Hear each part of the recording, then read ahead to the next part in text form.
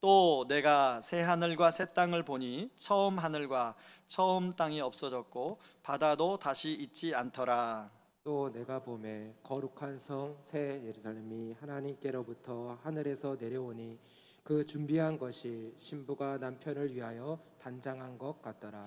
내가 들으니 보좌에서 큰 음성이 나서 이르되 보라, 하나님의 장막이 사람들과 함께 있음에 하나님이 그들과 함께 계시리니 그들은 하나님의 백성이 되고 하나님은 친히 그들과 함께 계셔서 모든 눈물을 그 눈에서 닦아 주시니 다시는 사망이 없고 애통하는 것이나 곡하는 것이나 아픈 것이 다시 있지 아니하리니 처음 것들이 다 지나갔음이로라.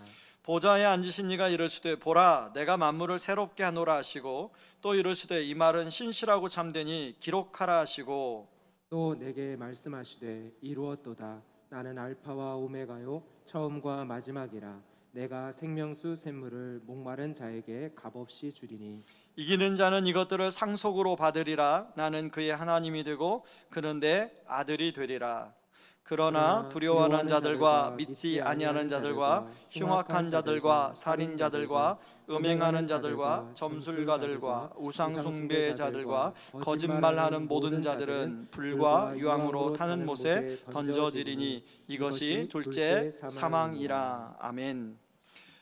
매년 이맘때면 새해 소망을 나타내는 사자성어를 발표하곤 합니다. 한 취업 전문기관에서 성인 남녀 한 1000여 명에게 올해 새해를 소망하는 사자성어가 무엇입니까? 라고 질문을 했습니다. 1위가 고진감래, 또 2위가 무사무려, 3위가 전화위복, 또 4위가 만사형통, 5위가 마수고향, 이런 사자성어가 나왔는데요. 주관식으로 한번 써보세요 라는 질문에 집단면역, 종식기원, 그리고 탈코로나 이렇게 적은 분들도 있다고 합니다. 아무래도 이렇게 새해 소망을 이런 단어로 표현한 것에는 작년에 이어서 올해도 코로나라는 이 장애물이 더 삶을 힘들게 어렵게 한 게 때문이 아닌가 생각합니다. 여러분, 오늘 읽은 요한계시록 21장, 요한계시록의 배경을 살펴보면 초대교회 네로 황제, 그리고 베스피시안 황제, 도미티안 황제로 이어지는 초대교회 성도들의 핍박 상황 속에서 하나님은 초대교회 성도들을 격려하고 그들을 위로하고 그들에게 소망을 주기 위해서 요한으로 하여금 이 요한계시록을 기록하게 하였습니다. 여러분, 이들이 핍박받은 이유는 바로 예수 믿는다는 단순한 이유 때문에 핍박을 받았습니다. 계시록에 여러 중요한 말씀들이 있지만 저는 오늘 계시록 21장 1절 8절이 계시록을 잘 설명하는 상징적인 말씀이 아닌가 생각이 들었습니다. 20장까지는요 모든 불의한 세력이 이제 하나님에 의해서 심판을 받는 내용이 있고, 이제 21장에서 새 하늘과 새 땅이 하늘로부터 임하는 내용을 다루고 있습니다. 여러분, 오늘 본문 안에 핵심 단어를 뽑으라고 한다면 새로움이라는 단어일 것입니다. 오늘 본문에 보면 총 4번이 나오는데요, 1절에 보면 새 하늘과 새 땅, 그리고 2절에 보면 새 예루살렘, 5절에 보면 내가 만물을 새롭게 하노라. 여러분, 우리는 새로움이란 단어를 모두 다 좋아할 것입니다. 그런데 우리가 아는 새로움이라는 단어와 오늘 성경에서 말하는 새로움이라는 단어가 조금 다르다는 것을 여러분들 알 수 있을 텐데요, 여러분 헬라어로 보면, 영어에도 보면 이 단어가 가진 뜻이 여러 뜻이 있는 것처럼 헬라어도 그렇습니다. 두 새로움을 표현하는 두 단어가 있는데요, 하나는 네오스라는 단어가 있고 하나는 카이노스라는 단어가 있습니다. 여러분, 네오스는 스크린에 나간 것처럼 최근의 것, 최신의 것, 젊음, 이런 것을 의미하기도 하고 뭔가 새로 방금 만들어진 것, 그런 것을 의미하기도 합니다. 반면에 카이노스는 시간 개념이 아니라 뭔가 본질적인 새로움을 이야기하고 있습니다. 질적인 새로움을 이야기하고 있습니다. 늘 변하지 않고 영원한 새로움을 이야기하고 있습니다. 그래서 하나님이 오늘 본문에 나오는 이 새로움은 바로 네오스가 아니라 카이노스라는 것입니다. 다시 말해서 하나님이 우리에게 주시기를 원하시는 것은 네오스가 아니라 카이노스라는 것입니다. 여러분, 우리는 새해를 시작하면서 여러분들은 어떤 새해 소망을 품었습니까? 뭔가 새로운 집, 내 집 마련, 뭔가 새로운 걸 사는 거, 뭔가 새로운 것을 향하여 나아가는 거, 그걸 연애했다면 여러분, 그건 네오스입니다. 하나님이 우리를 주시길 원하는 것은 카이노스라는 것, 본질적인 새로움이라는 것입니다. 여러분, 하나님과 인간 사이에 죄 때문에 오랫동안 분리되어 살아왔는데요, 이 분리된 인간 안에는 하나님이 원래 우리 주시길 원하는 카이노스에 대한 갈망이 본능적으로 있습니다. 그런데 그것이 무엇인지 모르고 단절되어서 하나님으로부터 오지 않다 보니까 많은 사람들이 추구하는 것은 네오스를 추구하는 것입니다. 그래서 남편들은 채 1년도 안 돼서 이제 새로운 차를 알아보기도 하고 새로운 전자제품을 알아보려고 인터넷을 뒤적일 때가 있죠. 그런가 하면 여자들은 옷장에 여전히 옷은 많은데 뭔가 또 새로운 옷을 사려고 이제 쇼핑을 하는 것을 볼 때 참 남편들이 볼 때는 또 이해가 잘 안 갈 때가 있죠. 그러다 보니 세상은 매년마다 새로운 것을 만들어냅니다. 그리고 TV와 신문과 온갖 매체는 새로운 것을 사면 행복해집니다 라는 메시지를 끊임없이 던져줍니다. 왜요? 인간의 본질과 욕망을 잘 알기 때문에 그렇습니다. 인간은 카이노스를 사모하는 네오스적 존재라고 말할 수 있습니다. 여러분, 그런데 네오스는 시작은 화려한데 끝은 초라합니다. 시작은 아름답고 강한데 끝은 퇴색되고 변색이 됩니다. 예를 들면 새 집, 새 가구, 새 가방, 새 옷, 새 자동차, 새 스마트폰, 무엇이든 처음에는 그것이 우리를 설레게 합니다. 그러나 얼마 지나지 않아서 금세 식상해지고 맙니다. 사실 세상의 모든 것은 질서에서 무질서로 흐르는 엔트로피 법칙을 따르기 때문에 그런 것 같습니다. 여러분, 우리의 몸도 마찬가지죠. 제가 올해 5학년 4반이 되었는데 친구들끼리 만나면 몸이 옛날 같지 않다라고 이야기합니다. 여성분들은요, 20대에는 무엇을 발라도 다 피부가 흡수하고 아주 아름다움을 유지했는데 이제 나이가 들어오면서 무엇을 발라도 피부가 흡수하지 않는다고 하소연하죠. 저희 학교 다닐 때 책받침 여신이 있었습니다. 아마 저랑 동년배 분들은 그 책받침 여신이 무엇인지를 아실 텐데요, 제가 최근에 그 책받침 여신 중에 가장 인기 있는 그 여신입니다. 브룩실즈라고. 그분의 사진을, 최근 사진을 보고 제가 깜짝 놀랐잖아요. 한번 사진을 보여주실래요? 자, 왼쪽은요 저희 학교 다닐 때 책받침에 나왔던 사진이고요, 오른쪽은 지금 최근에 찍은 사진이에요. 65년생이시더라고요 저분이. 여러분, 이걸 무엇을 말해 줍니까? 우리의 몸도 세월이 지나면서 변하고 변색되고 퇴색되어진다는 것입니다. 그런데 몸만 그런 게 아니라 우리의 마음도 그렇습니다. 이 사람을 처음 만났을 때 가슴이 콩닥콩닥하고 손만 잡아도 찌릿찌릿하고 그럴 때가 있었는데 이제 결혼해서 얼마 살지 않았음에도 불구하고 덤덤해지고 그냥 그 사람, 내가 참 그렇게 막 가슴이 설레했던 사람 만나 싶을 정도로 그런 마음이 하나도 없습니다. 여러분, 새 차를 구입했는데 몇 개월 동안은 애지중지여기지 않습니까? 그러다가 그 시간이 지나면 실증이 나서 이제 주변에 또 뭐 새로운 차가 없나 이렇게 살필 때가 종종 있죠. 우리 남자분 같은 경우는 우리는 뭔가 더 새로운 것을 찾습니다. 또 새로운 것을 갈구합니다. 그런데 여전히 얼마 가지 않아서 식상해합니다. 그리고 네오스의 마지막은 소멸이고 죽음이에요. 이것이 네오스를 추구하는 우리의 한계라는 것입니다. 그런데 여기에 놀라울 만한 기쁜 소식이 있습니다. 여러분, 오늘 3절 한번 말씀을 같이 읽어보실까요? 같이 한번 읽겠습니다. 자, 이제 하나님께서 사람들과 함께 계실 것이고 그들은 하나님의 백성이 될 것이며 하나님께서는 친히 그들과 함께 지내시면서 그들의 하나님이 되실 것이다. 자, 3절은 완전히 하나님이 우리와 함께 친히 계시는 것을 의미하는데요, 여러분, 이러기 전에 이미 하나님은 아기 예수로 우리와 함께 오셨습니다. 마태복음 1장에 보면 아기 예수로 오신 예수님을 이야기하면서 임마누엘이라는 단어로 표현하죠. 자, 예수님이 우리에게 오셔서 우리에게 그 네오스전적인 존재인 우리에게 카이노스를 가져다 주셨어요. 하나님의 카이노스를 우리에게 가져오셨습니다.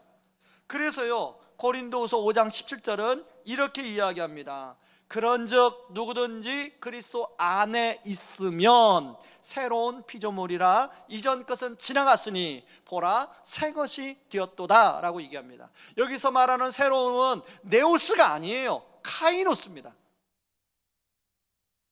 여기서 말하는 새로움은 시간이 지나면 변하는 네오스가 아니라 영원히 변하지 않는 바로 카이노스의 새로움이에요. 다시 말해서 우리는 본질적으로 예수님 때문에 새로운 존재가 되었다는 거예요. 새로운 사람이 되었다는 거예요.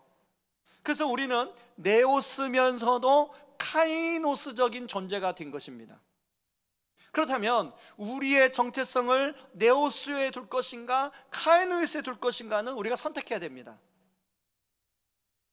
여러분, 이 세상에 변하는 네오스에 우리의 정체성을 두게 되면 우리의 자존감은 널뛰기를 당합니다. 여러분, 널뛰기가 뭔지 아시죠? 높이 올랐다가 떨어졌다가 높이 올랐다가 떨어졌다. 예를 들면 네오스에 속한 것, 사회적 지위, 직장, 또 집안 배경, 학벌, 외모, 자녀, 재물, 집, 교회 직분, 다른 사람들의 평판, 기타 등등, 이런 것들은 변하는 것들이어서 거기에다가 우리의 정체성을 두게 되면 우리는 실망하고 나중에 우리는 분노하게 됩니다. 그것이 내 뜻대로 안 되지만 분노가 나와요. 그리고 누군가를 원망하게 하죠. 하나님은 변하지 않는 카이노스에 우리의 정체성을 두라고 말합니다.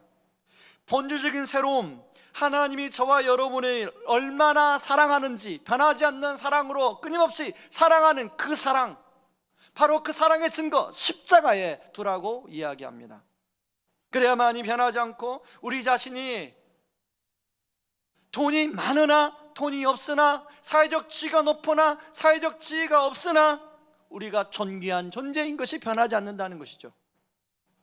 여러분, 예수를 믿는다는 것은 바로 이런 존귀한 존재임을 항상 생각하도록 만들어주는 카이노스를 소유했다는 축복입니다. 이거 엄청난 특권입니다. 그런데 여전히 많은 분들이 카이노스를 소유하고 있음에도 불구하고 여전히 세상의 사람들과 똑같이 네오스의 정체성을 두어 살아가는 사람들이 많이 있어요. 저는 우리 성도님들이 하나님 주신 이 카이노스의 존재의 축복을 한 사람도 누리지 못하는 사람이 없기를 주님의 이름으로 축원합니다. 그런데요, 이러한 축복이 여기에 끝나지 않습니다. 오늘 본문은 두 가지 더 카이노스의 축복이 있다고 이야기하고 있는데요, 그 첫 번째 축복은요, 장차 우리에게 임하게 될 새로움입니다. 자, 1절 2절에 보면 이렇게 나옵니다. 1절 2절 우리 같이 한번 읽어보시죠. 같이 읽습니다.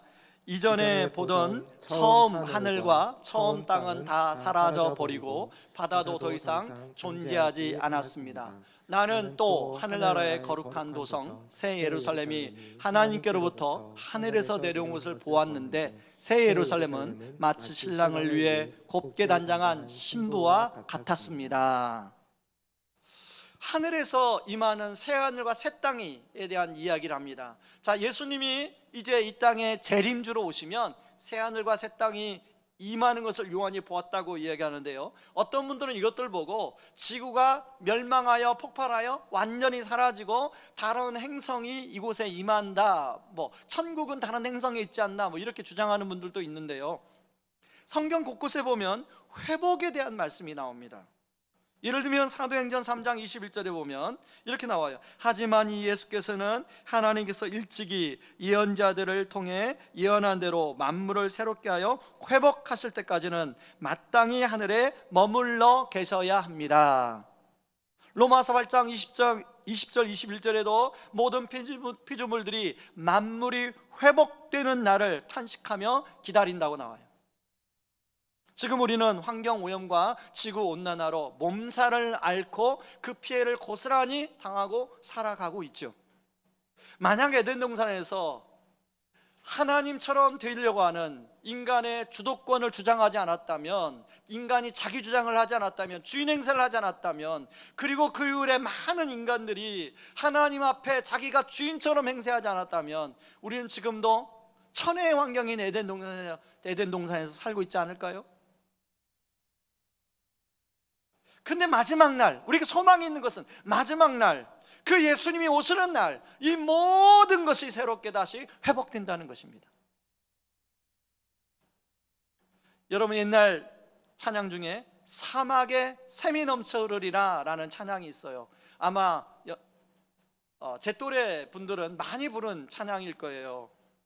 이사야 11장 6절 8절을 배경으로 지은 찬양인데, 바로 새하늘과 새 땅이 이루어지면 어떻게, 이 세상이 어떻게 바뀌나를 노래한 가사입니다. 우리 같이 한번 반주를 따라서 한번 이 찬양 같이 한번 우리 불러볼까요?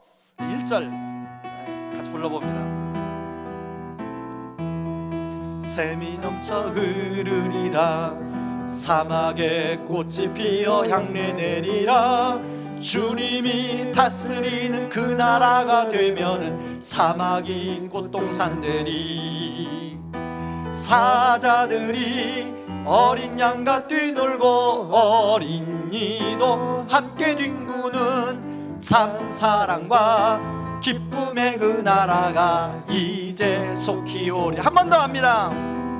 사막에 샘이 넘쳐 흐르리라, 사막에 꽃이 피어 향내 내리라.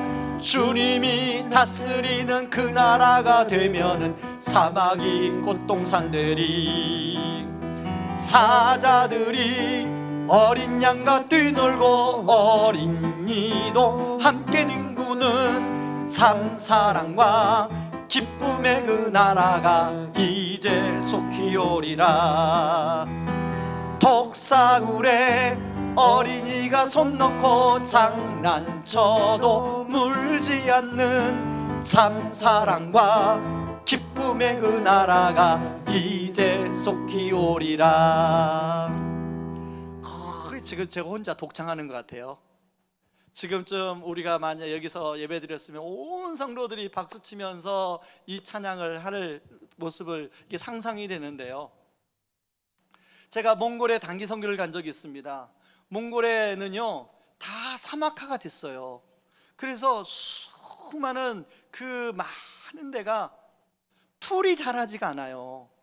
그런데 여러분, 주님의 나라가 오면은 그 모든 사막화된 땅이 꽃동산으로 바뀐다는 거예요.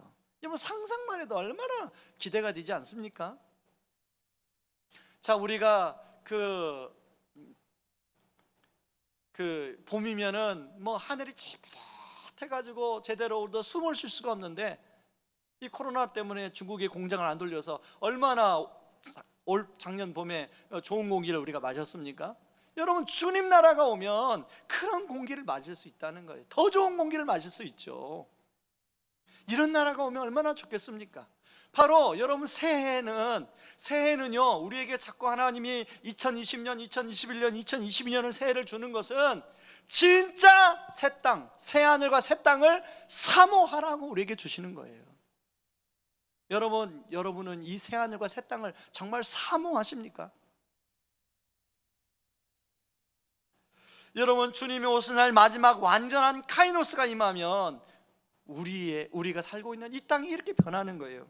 그런데 여러분, 이 땅만 변하는 게 아니에요. 자연만 변하는 게 아니에요. 3절 4절에 보니까 우리 자신이 새롭게 된다고 얘기하고 있어요. 3절 4절 같이 한번 읽어볼까요? 같이 읽습니다. 내가 들으니 보좌에서 큰 음성이 나서 이르되 보라, 하나님의 장막이 사람들과 함께 있음에 하나님이 그들과 함께 계시리니 그들은 하나님의 백성이 되고 하나님은 친히 그들과 함께 계셔서 모든 눈물을 그 눈에서 닦아주시니 다시는 사망이 없고 애통하는 것이나 곡하는 것이나 아픈 것이 다시 있지 아니하리니 처음 것들이 다 지나갔음이로라.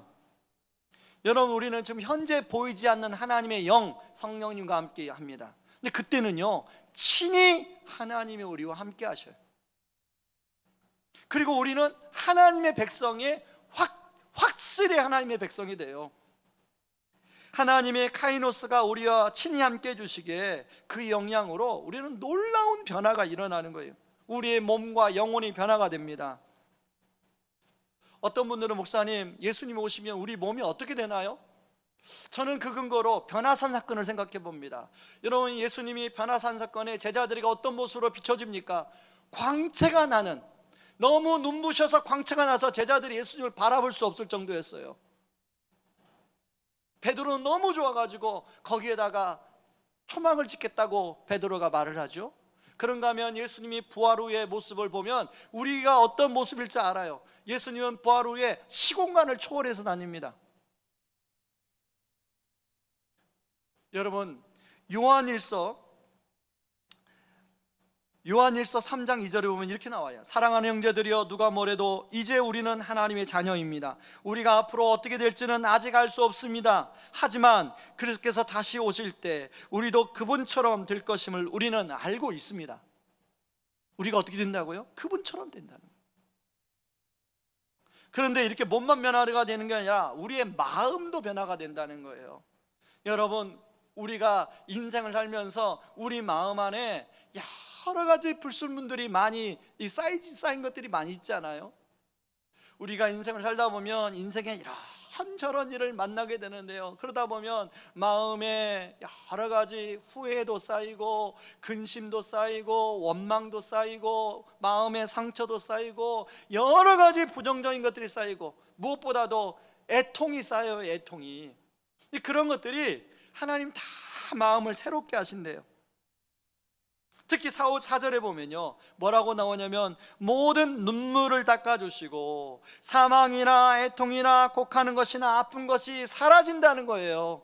여러분, 그 당시에 핍박을 당하여 어떤 사람은 사자에 물려 죽임을 당하고 어떤 사람은 그 화형을 당하고 자기 아버지, 자기 배우자, 자기 자식이 그렇게 먼저 그렇게 순교를 당하면 그걸 지켜보는 부모, 그걸 지켜보는 남편, 그걸 지켜보는 자식, 그게 얼마나 가슴이 무너지는 일입니까?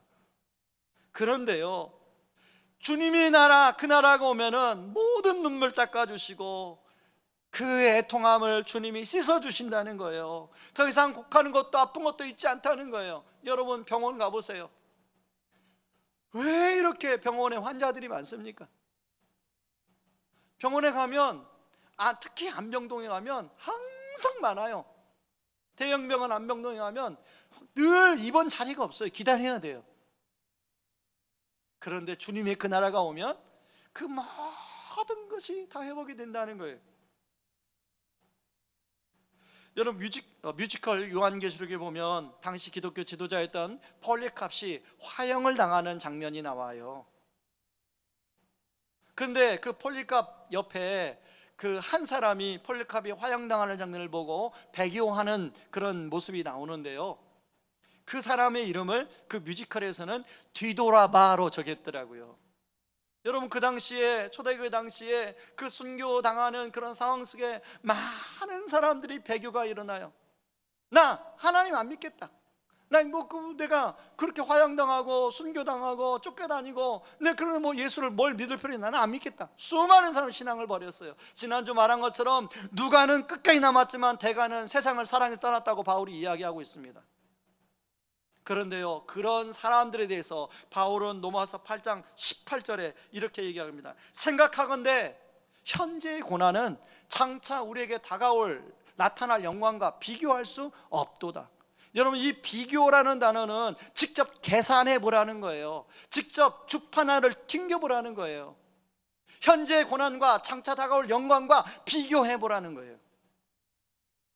현재의 고난 때문에 그렇게 신앙을 떠나고 예수님을 믿는 것을 포기하는 사람들은 장차 다가올 영광 못 누립니다.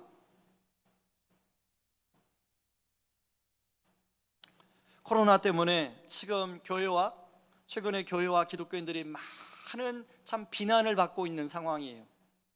그러다 보니까 스스로가 그리스도인이라는 사실을 드러내는 것이 꺼려집니다. 또 그런가 하면 최근에 정인이 사건까지 일어나서 정말로 지금 인터넷 댓글에 보면 엄청나게 아주 아픈 소리를 막 쏟아내요. 그러다 보니까 많은 그리스도인들이 자기가 그리스도인임을 밝히지 않으려고 그래요. 당연히 전 이해가 됩니다. 왜냐하면 밝히면 비난을 받죠. 좋은 소리 못 들어요. 그리고 또 불이익을 당할지도 모를 수 있어요. 그러다 보니까 사람들이 자기의 신앙을 숨깁니다.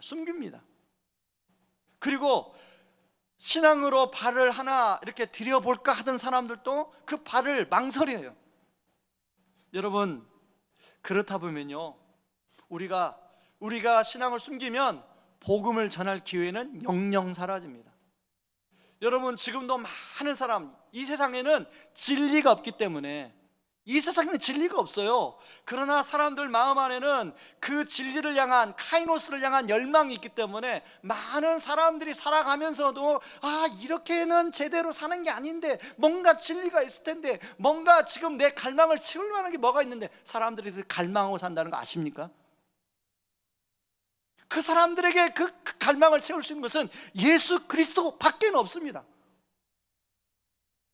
하나님의 카이노스가 임할 수 있는 것밖에 없어요. 그런데 만약에 우리가 신앙을 숨기고 그리스도 아닌 것처럼 하면 누가 복음을 전합니까? 그 사람들이 정말로 그 진리를 갈망하려고 하는 순간에 누가 그들에게 복음을 전해줍니까?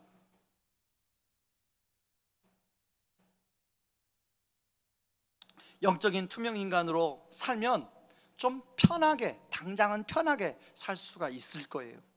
그러나 여러분의 삶을 통하여 아무런 일도 일어나지 않고 여러분은 장차 다가올 영광에서 어떻게 보면 그 영광을 못 누릴 수도 있어요. 비록 비난과 불이익이 있을지라도 등경 위에 불빛을 두라고 말씀하신 것처럼 여러분이 그리스도인이라는 것을 여러분의 삶으로 드러내시기 바랍니다. 왜냐하면 우리가 누리게 될 영광은 현재 고난에 비하면 너무 크고 너무 광활하기 때문에 그렇습니다. 그래서 여러분 안에 이 카이노스의 그 은혜가 임함으로 말미암아 당당히 여러분이 그리스도인이라는 것을 드러내는 모든 성도님들이 되길 바랍니다. 그런가 하면 두 번째요, 현재 우리가 받는 새로움이 있어요. 방금 전까지는 앞으로 받을 새로움에 대해서는 얘기했다면, 두 번째는 현재 지금 우리가 받는 새로움이 있어요. 여러분, 요한계시록 21장 5절을 같이 한번 읽어봅니다. 같이 읽습니다. 그때 보좌에 앉으신 분께서 말씀하셨습니다. 보라, 이제 내가 모든 것을 새롭게 한다. 그런 다음 그분께서 이렇게 말씀하셨습니다. 이 말은 신실하고 참되다. 그러므로 너는 모두 다 기록하여라. 모든 것을 새롭게 한다는 말을 보면 이게 과거형도 아니고요, 현재형입니다.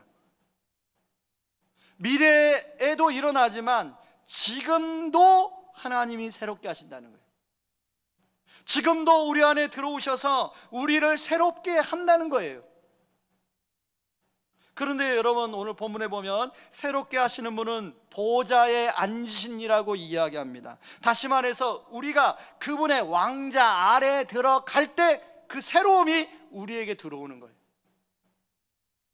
그분의 왕자 아래 머무는 것만큼 그 새로움도 우리 아래 머물게 될 것입니다.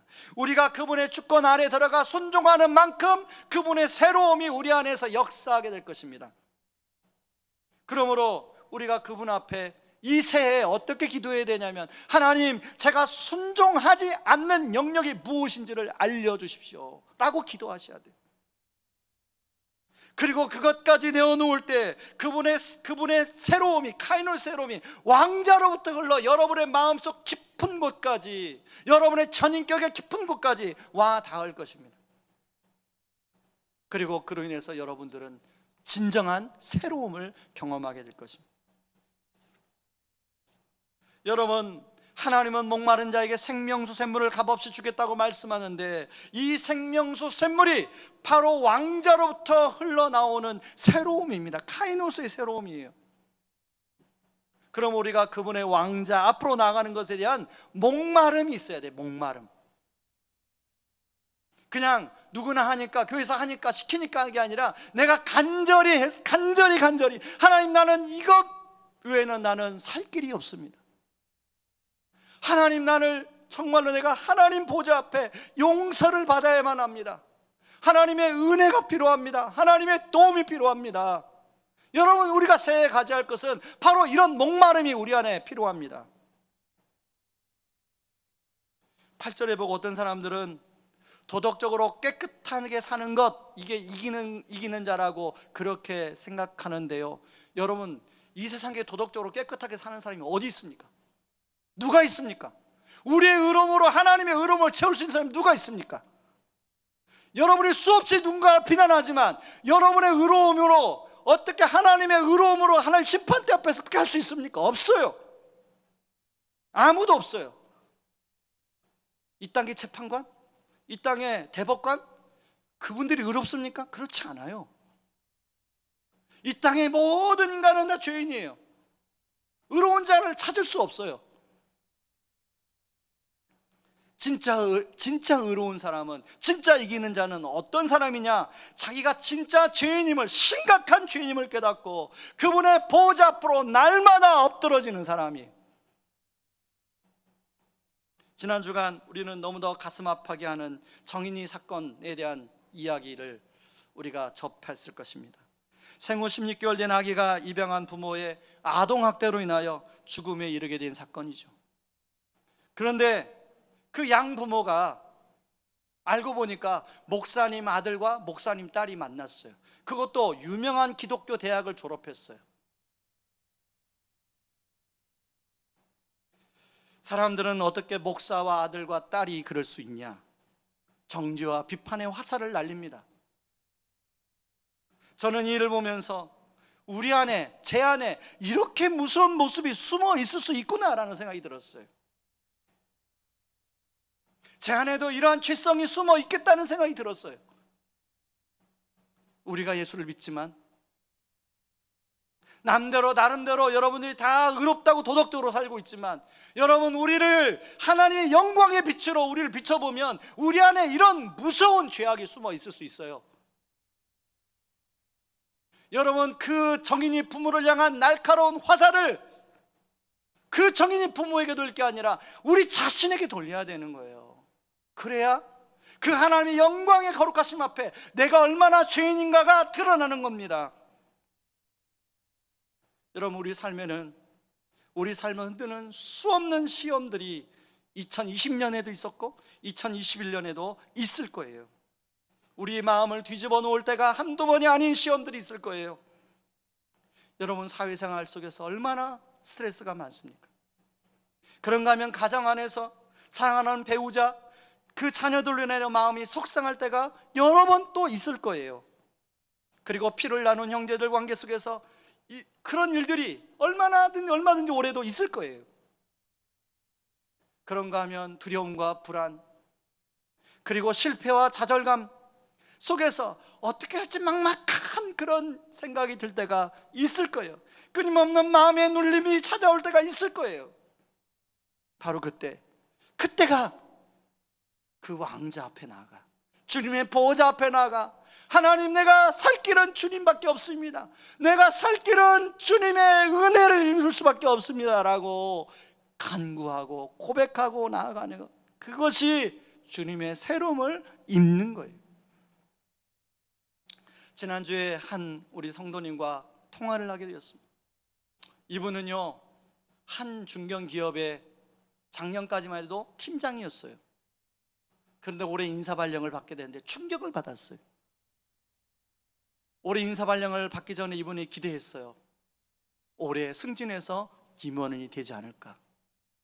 그런데 인사발령을 뚜껑을 열어본 순간 너무 충격을 받았어요.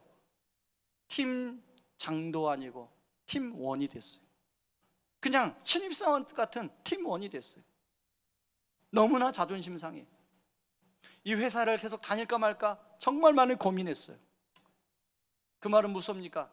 회사 다니지 말고 사표 내라는 거예요. 사직서 내라고 나가라는 얘기 아닙니까?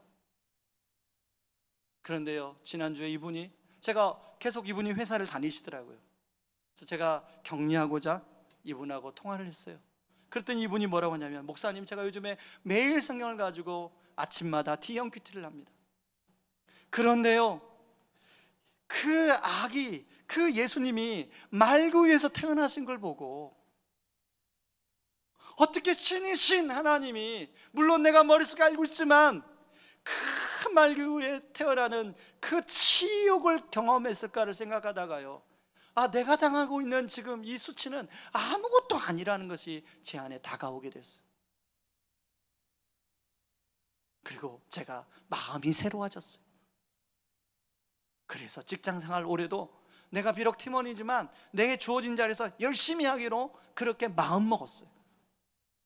목사님, 저 괜찮아요. 저 걱정 안 하셔도 돼요. 제가 그분의 통화를 끊고 하나님 앞에 감사가 나오더라고요. 여러분, 카이노스의 새로움은 그런 거예요.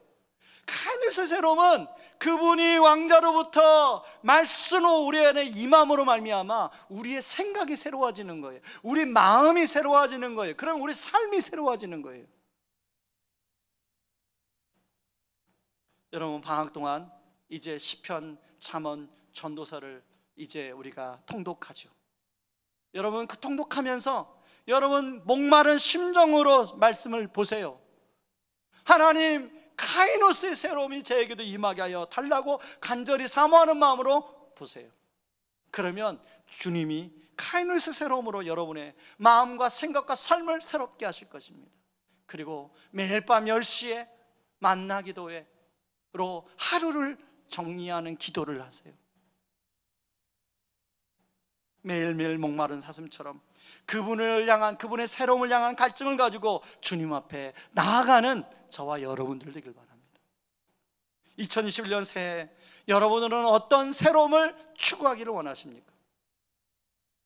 네오스입니까? 아니면 카이노스입니까? 기억하시기 바랍니다. 네오스는 우리를 결국은 실망시킬 수밖에 없다는 거. 왜냐하면 지나고 나면 퇴색하고 변색하기 때문에 그렇습니다. 우리의 몸도 마음도 그렇습니다. 그런 네오스의 한계를 가진 우리 자신을 잘 알고 하나님은 카이노스로 우리를 찾아오셨습니다. 바로 우리에게 그리스도 안에 있으면 새로운 피조물이라 주님 말씀하셨어요. 그 축복을 누리는 새해가 되길 바랍니다. 하나님의 카이노스가 임함으로 말미암아 장차 다가올 영광의 소망도 우리가 붙잡지만 바로 현재 지금 누리는 그 새로움을 누리는 2021년 새해가 되기를 주님의 이름으로 축복하고 축원합니다. 우리 같이 찬양하며 나가겠습니다. 이 무리를 걷는 자라는 찬양은요, 우리 교회에서 처음 부르는 찬양이에요. 그런데 제가 지난주에 이 찬양을 듣고 정말 우리 성도님들과 부르고 싶었어요. 이 무리를 걷는 자의 찬양의 가사처럼 많은 성도님들이 이런 상황 가운데 있겠구나. 이 찬양을 통하여 주님 나와 함께 하시니, 주님 여기 계시니 내가 저 거친 바다 반석이 될 수 있는 그런 은혜, 그런 새로움의 은혜가 있기를 바랍니다. 그런 마음으로 우리 시간에 같이 좀 처음에 찬양팀의 찬양을 따르다 보면 부를 수 있을 것입니다. 같이 찬양하며 나갑니다. 주님 나를 부르시니. 주님 나를 부르시니 두려움 없이 배에서 나아가리라. 주님 나를 부르시니 주님 내게 오라시니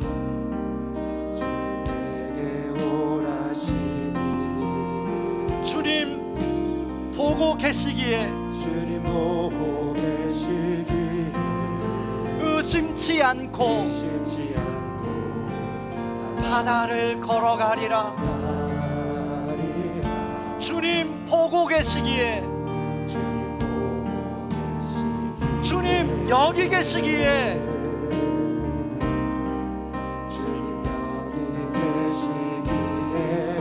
주님 여기 계시기에, 이 깊은 바다가 반석이 되고 주님 여기 계시기에 그 반석 위를 내가 걸어가리라.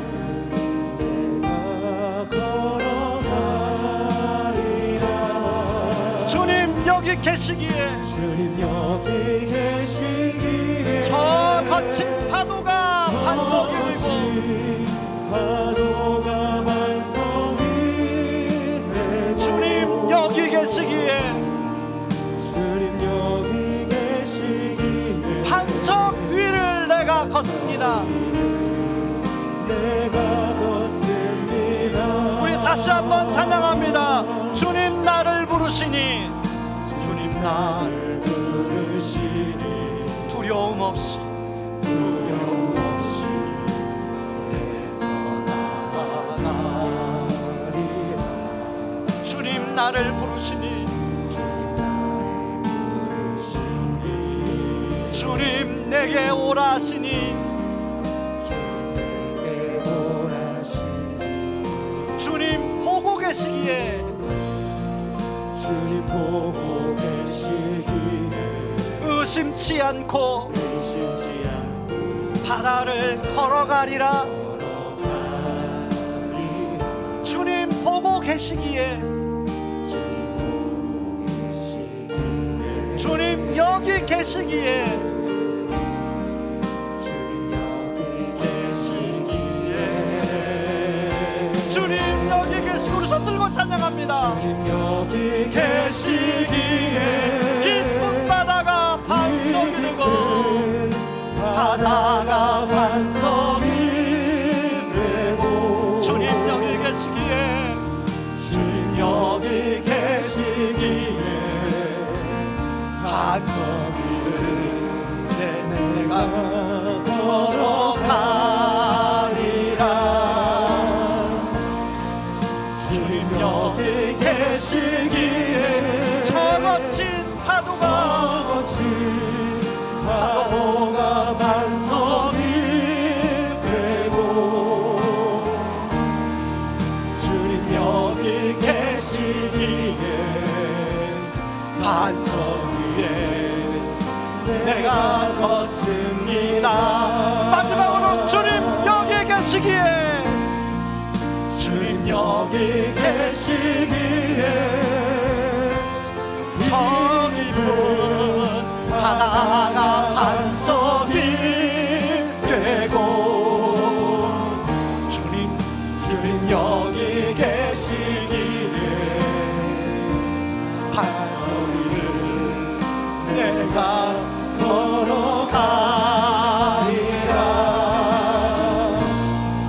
주님 여기 계시기에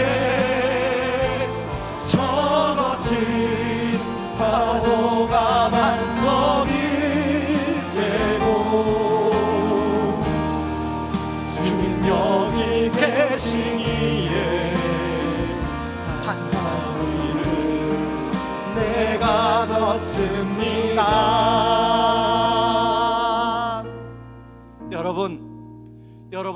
여러분 앞에 지금 어떤 깊은 바다가 가로막고 있습니까? 여러분 앞에 어떤 파도가 여러분을 넘실거리며 덮쳐오려고 합니까? 그래서 우리는 늘 새로움을 구하는 거 아니에요? 그런데 우리가 그동안 구했던 것이 네오스에 머물러 있어요.